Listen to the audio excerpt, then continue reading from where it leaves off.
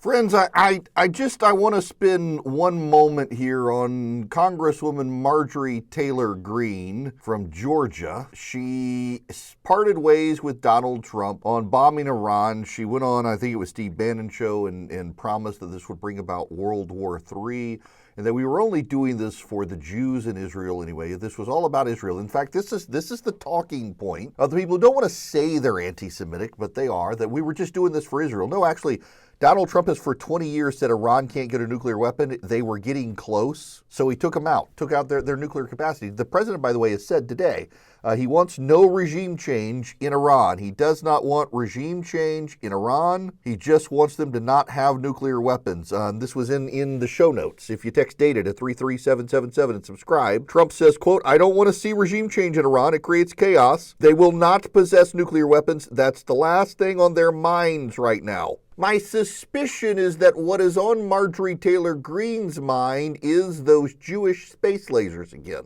You know, apparently the Jews have space lasers, and the laser beams, not on sharks, but in outer space. Sharks with laser beams would be actually really cool. The Jews could probably do that too. Nonetheless, the Jewish space lasers, you remember they started wildfires in California?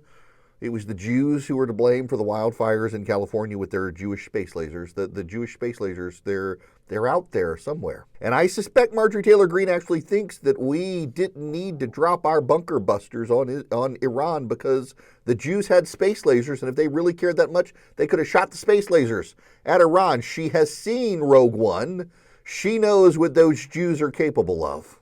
Just this woman, you want to part ways with the president to show you're your own woman, and you pick like an issue that 80% of Americans, even Nancy Pelosi, supports. Nancy Pelosi today said there will be no impeachment of Donald Trump over this because Iran can't get nukes. That was Nancy Pelosi, to the right of Marjorie Taylor Greene on something.